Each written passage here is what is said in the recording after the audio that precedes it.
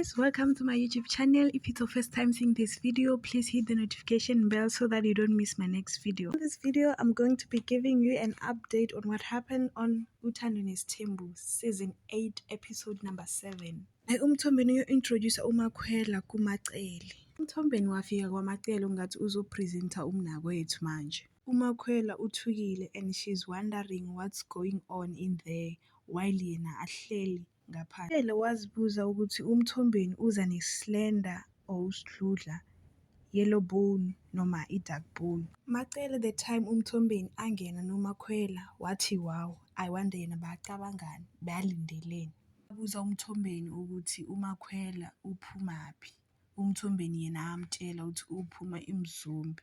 Then uMacele wathi hayi indoda yakhe iyawathanda amakhelwane because noma akazi uphuma lapho eMzumbe. uMthombeni is not happy about the way Makhwela dresses. Macele uthi she won't ask for age kaMakhwela.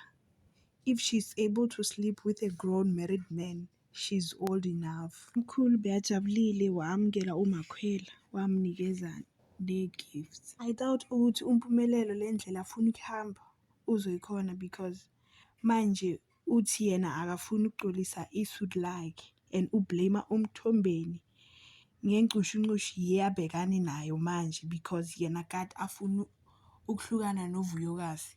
Kodwa uMthombeni kept saying you have a child with her. On the other hand, Lwande unenhliziyo encane, une-anger.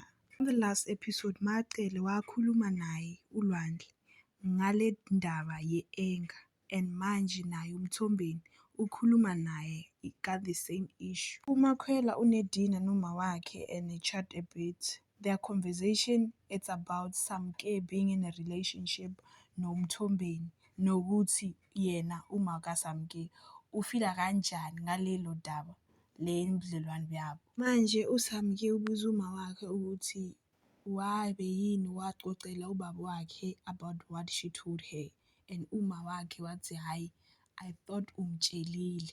uSamke uyachaza ukuthi yena uyasaba because uyazi ubaba wakhe noMthombeni they went to school together and uzothini kubaba wakhe wathi baba unondodana elingana nawe. Uma yena she's still holding in the past because la uchaza indaba yengane yashona because of i-poison and uMusa yena ayenzanga lutho ngayo. Thank you very much for watching. Please don't forget to subscribe, like, share and comment.